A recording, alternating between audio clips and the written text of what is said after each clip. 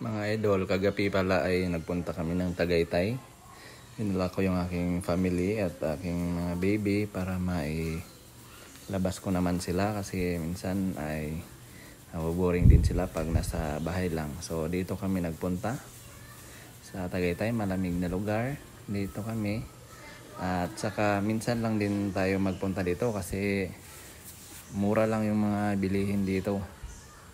Kaya ayan, kompleto sila. Merong mga cake. Ayan, kompleto sila. May mga drinks sila. May mga ice cream pag maaga kayo magpunta dito. Kaya ayan, kompleto yan sila. Medyo mura lang talaga yan mga idol kung araw-araw nyong puntahan. Tapos dito maganda yung mga upuan nila. Tsaka kung gusto nyo rin sa labas, tingnan natin, ipakita ko sa inyo. Ay yan yung mga upuan nila sa labas, mas mahangin dyan, presko.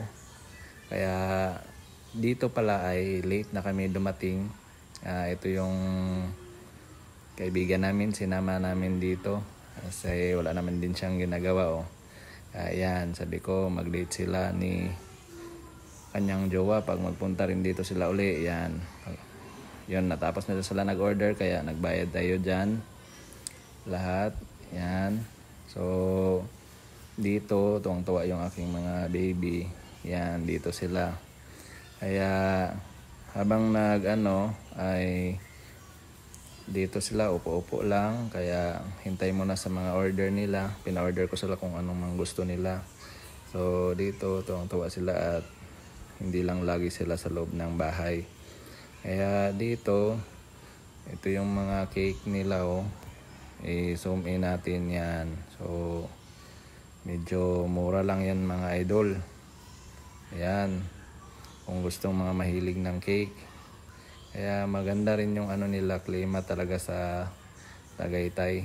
Tapos dito pala ay syempre 9 yung close nila, tapos 8:30 kami, last order na kami.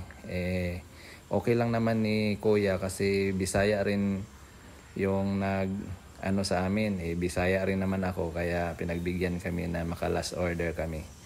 So dito ay sabi nila na magko-close na rin sila kaya doon na lang kami sa labas maghintay kasi maglinis para sila sa loob. Ito pala ay binigay nila para pag magtunog, ibig sabihin pwede nang kunin yung in order. Yan, ilagay muna natin dyan. Dito ay hintay kami ng order namin. So mating din agad yung order namin kaya dito kain kami. Ito pala yung mga kasama ko na nagpunta dito. Yan, si Agapi. Ayan, si Donsek. Yan, lagi na lang din kami nagapunta dito kasi ito yung gusto kong puntahan kasi malamig yung klima dito. Kaya minsan guys, huwag talaga natin kalimutan na magbanding-banding para importante kasi yun. Kasi hindi natin alam kung kailan pa talaga tayo kasi alam mo naman mas maimportante talaga na nagbabanding-banding. Kaya dito kahit na konting kainan at dyan maganda talaga dito at pure yung kanilang mga shake nila.